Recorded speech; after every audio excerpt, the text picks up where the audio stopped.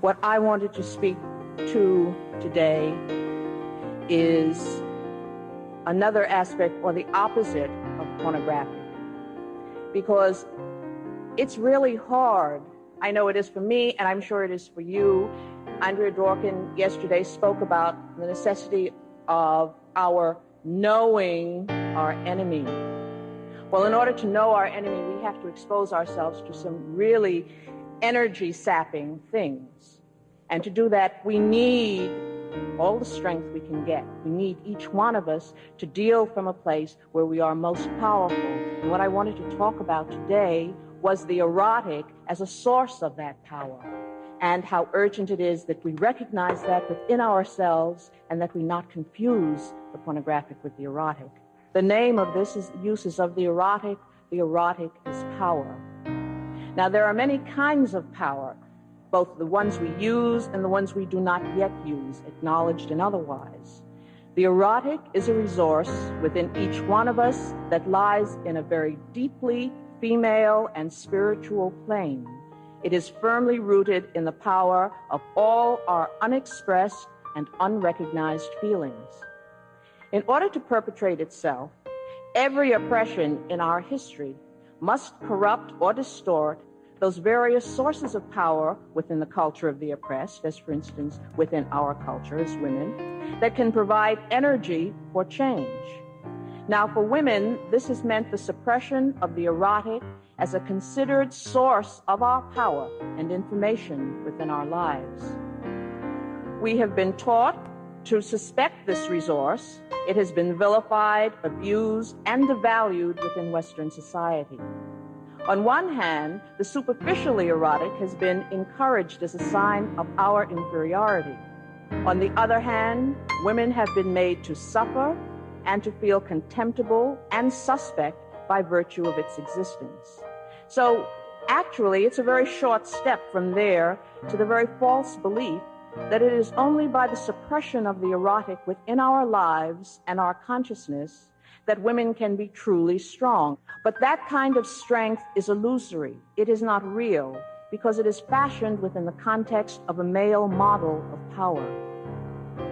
As women, we have often come to distrust that power which rises from our deepest and non-rational knowledge, because, of course, we have been warned against it all our lives by a male world which values this depth of feeling enough to keep women around in order to exercise it in their service, but which fears this same depth too much to examine the possibilities of it within themselves.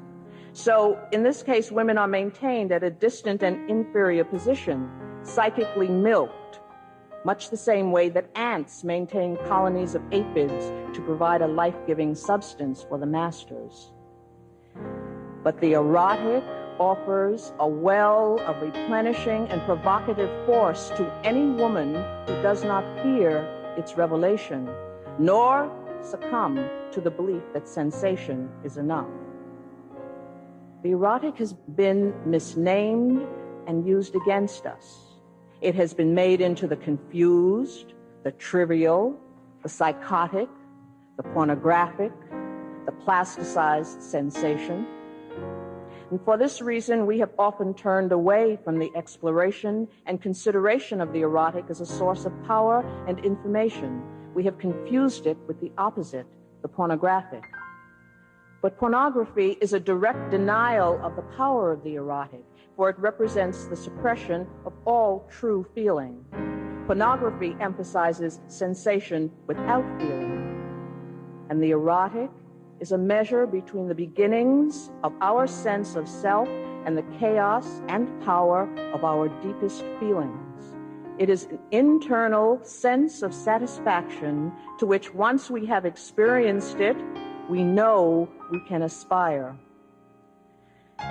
Once having experienced the fullness of this depth of feeling and recognized its power, in honor and self-respect, we can require no less of ourselves. Now, it is never easy to demand the most from ourselves, from our lives, from our work.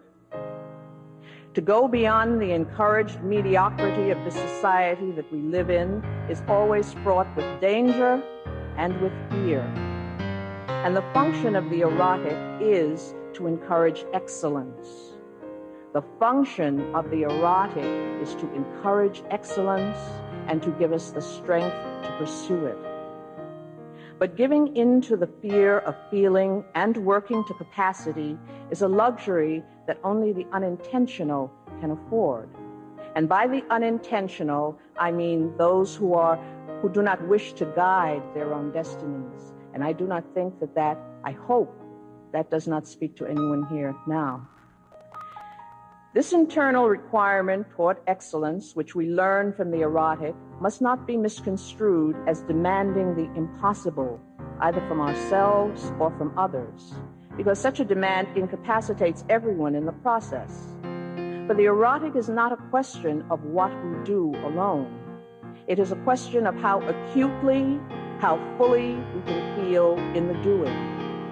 For once we know the extent to which we are capable of feeling that sense of satisfaction, that sense of fullness, that sense of completion, we can then observe which of our various life endeavors bring us closest to that fullness. The aim of each thing which we do is to make our lives and the lives of our children more possible and more rich. Within the celebration of the erotic in all our endeavors, my work, for me, becomes a conscious decision, a longed-for bed which I enter gratefully and from which I rise up empowered. Of course, any woman so empowered is dangerous, and we are taught to separate that erotic demand from most vital areas of our lives other than sex. And the lack of concern for the erotic root and satisfaction of our work is felt in our disaffection from so much of what we do. For instance, how many of us and how often do we really love our work? The principal horror of any system which defines the good in terms of profit rather than in terms of human need, or which defines human need to the exclusion of the psychic and emotional components of that need, the principal horror of any such system is that it robs our work of its erotic value, its erotic power, its erotic life appeal and fulfillment. Such a system reduces work to a travesty of necessities, a duty by which we earn bread or oblivion for ourselves and those we love. And this is tantamount to blinding a painter and then telling her to improve her work, to enjoy the act of painting. It is not only next to impossible, it is also profoundly cruel. As women, we need to examine the ways in which our world can be truly different. I am speaking here of the necessity for reassessing the very quality of all the aspects of our lives and of our work. The very word erotic comes from the Greek word eros, the personification of love in all its aspects, born of chaos and personifying creative power and harmony. When I speak of the erotic, then, I speak of it as an assertion of the life force of all women, of that creative energy empowered, the knowledge and use of which we are now reclaiming in our language, our history, our dancing, our loving, our work, our lives. There have been frequent attempts to equate pornography and eroticism, the two diametrically opposed uses of the sexual. And because of these attempts, it has become fashionable to separate the spiritual, the psychic and emotional, away from the political, to see them as contradictory or antithetical. For instance, what do you mean a poetic revolutionary, a meditating gun runner? Well, they exist. They exist in this room.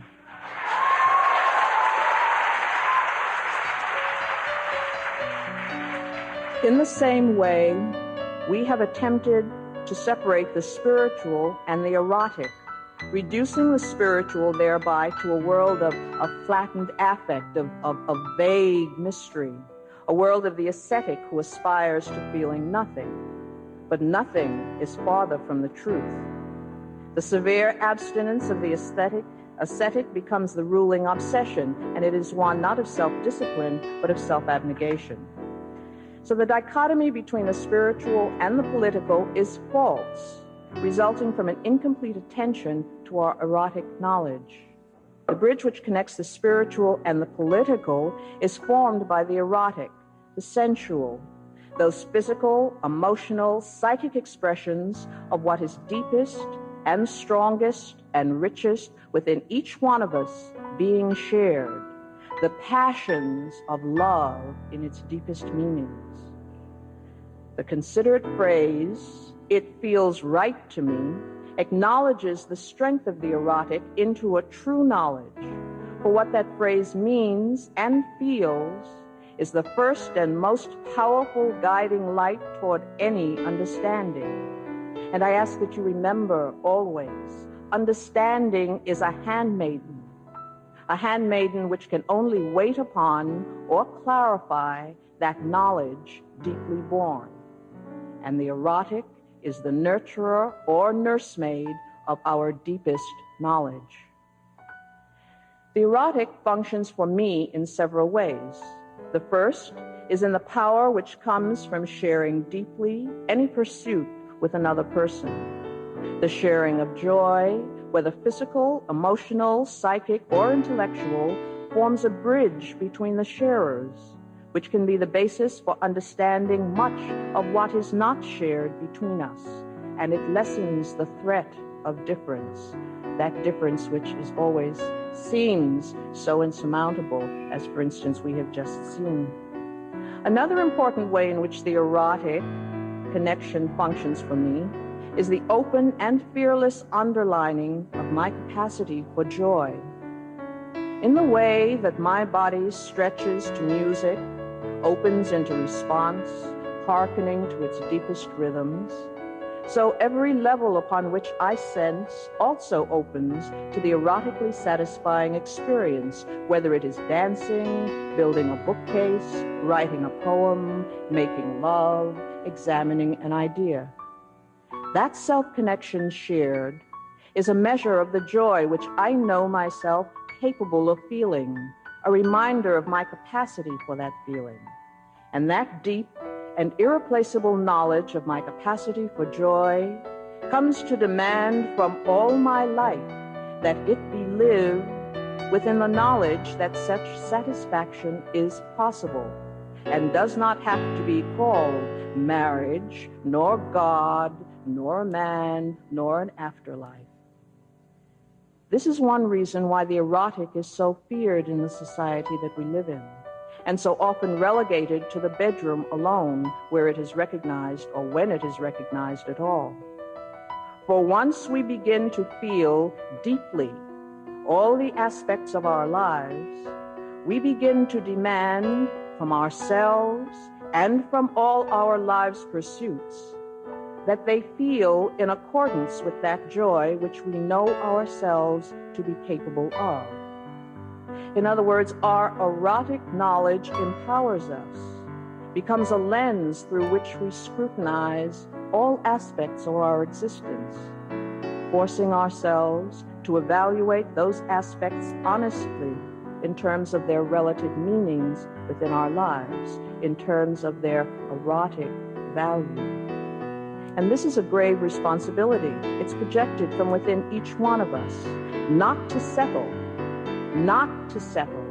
for what is convenient or shoddy, for the conventionally expected, nor what is merely safe.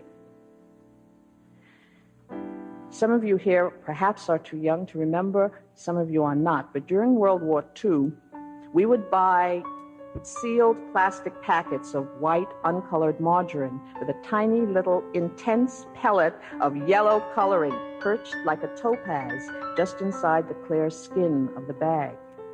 We would leave the margarine out for a while to soften, and then we would pinch the little pellet, breaking it inside the bag, releasing that rich yellowness into the soft, pale mass of the margarine. Then taking it very carefully in our hands, we would knead it very gently back and forth, over and over, until the color had spread throughout the whole pound of margarine, leaving it thoroughly colored.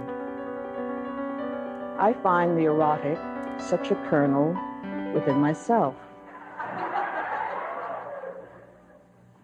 When released from its intense and constrained pellet, it flows through and colors my life with a kind of energy that heightens and sensitizes and strengthens all my experience.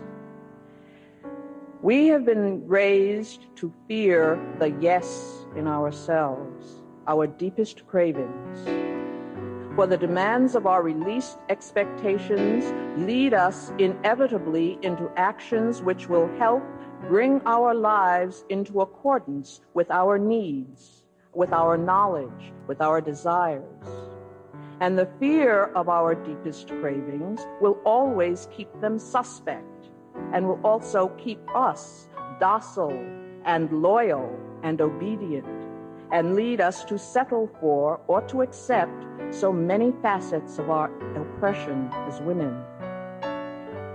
When we live outside ourselves, and by that I mean on the external directives only, on what is expected of us, rather than from our internal knowledge and needs, when we live away from those erotic guides from within ourselves, then our lives are limited by external and alien forms, and we conform to the needs of a structure that is not based on human need, let alone any individuals.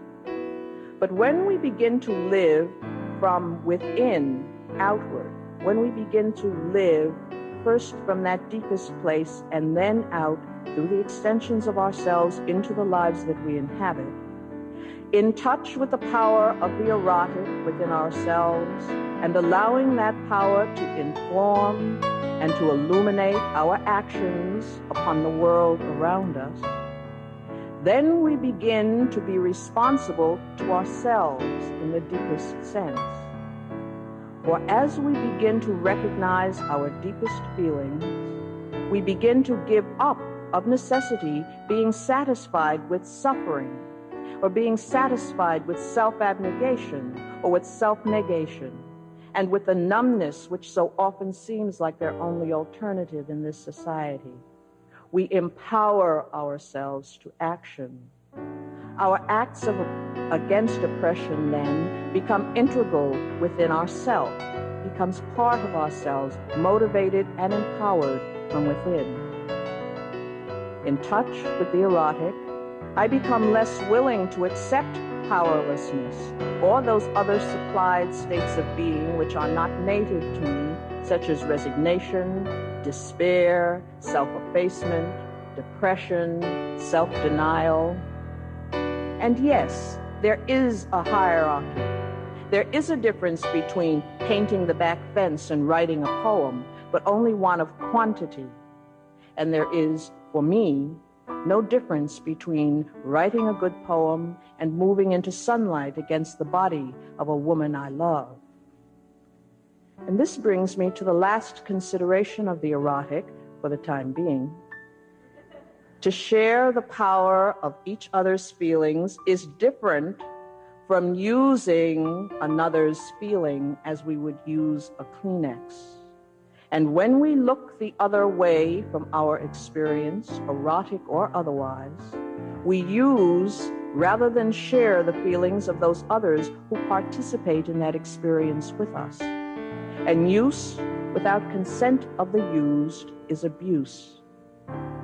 In order to be utilized, our erotic feelings must be recognized. The need for sharing deep feeling is a human need. But within the European American tradition, that need is satisfied by certain prescribed erotic comings together, and these occasions are almost always characterized by a simultaneous looking away, a pretense of calling them something else, whether religion, a fit, mob violence, or even playing doctor. And this misnaming of the need and the deed gives rise to that distortion which results in pornography and obscenity, the abuse of feeling. When we look away from the importance of the erotic in the development and the sustenance of our power, or when we look away from ourselves as we satisfy our erotic needs in concert with each other, and I submit to you that this conference has been erotic for me and for many of us, I hope, because it has come very close to very deep feelings and will result, as we have seen, in genuine action. When we look away from ourselves as we satisfy our erotic needs in concert with each other, we use each other as objects of satisfaction rather than sharing our joy in the satisfying, rather than making connection with our similarities and our differences. To refuse to be conscious of what we are feeling at any time, however comfortable that might seem, is to deny a large part of the experience and to allow ourselves to be reduced to the pornographic, to the abused, and to the absurd. Now, the erotic cannot be felt secondhand. As a Black lesbian feminist, I have a particular feeling, knowledge, and understanding for those sisters with whom I have danced hard, worked hard, played hard, or even fought. This deep participation has often been the forerunner for joint concerted action not possible before. And that is what we are about here, isn't it? For this erotic charge is not easily shared by women who continue to operate under an exclusively European-American male tradition.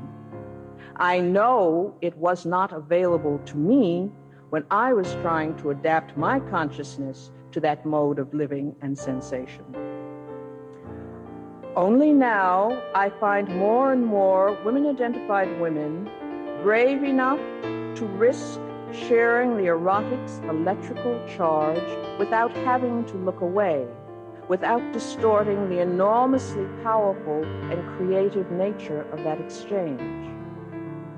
Recognizing the power of the erotic within our lives can give us the energy to pursue genuine change within our world, rather than merely settling for a shift of characters within the same weary drama. But not only do we touch our most profoundly creative source, but we do that which is female, that which is self-affirming in the face of a racist, patriarchal, and anti-erotic society. I would like us to keep in touch with those deepest feelings that we have, and perhaps it will help us bridge some of the very real differences and some of the very real ways in which we see our course separately. Thank you.